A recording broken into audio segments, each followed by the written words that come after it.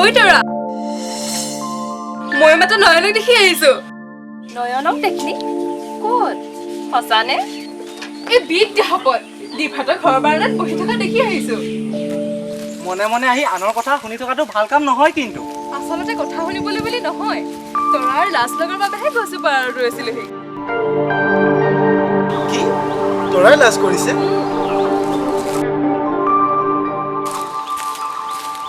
কালৈ?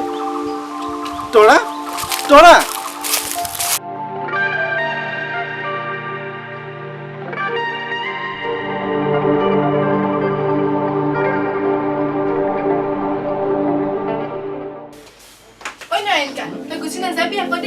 মই কি এতিয়া যাম বুলি ভাবিছো নেকি?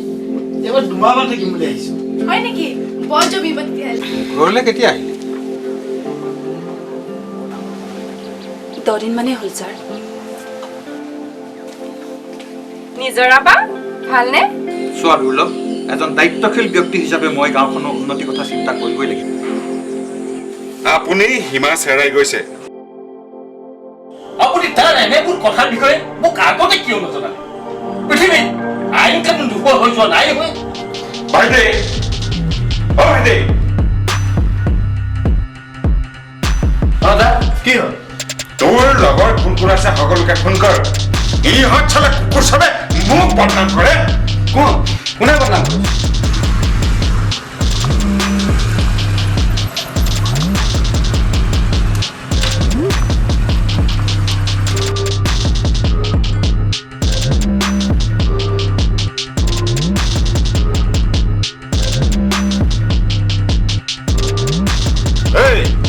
তহঁতে ইয়াতে কিহৰ মিটিং পাতিছ?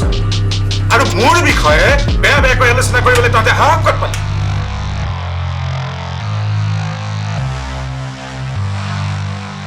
কি সাহসৰ কথা কৈছে?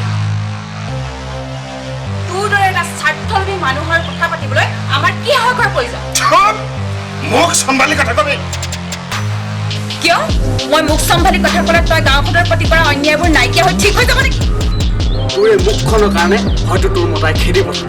মোক মতাই খেদি পঠিওৱা নাই, মইহে নিজে গুচি আহিছো। আৰু শুন, এইবোৰ কামত তই তোৰ ককাইৰৰ লেদেনা উকতি থাকিবলৈ বাদ দে। কোনোবা এটা হাত ভৰি ভাগিলে তোৰ ককাইৰ হাত তোক খেদি পঠাব। ফাল্টু কথা বাদ দে, মূল কথা লৈ আহ। তহঁতে মোক কি বদনাম কৰিবলৈ ওলাইছ? বদনাম নহয়, সঁচা কথা। আপুনিতো আজিলৈকে আমাৰ গাঁৱৰ কাৰণে একোৱেই কৰা নাই। এই ৰ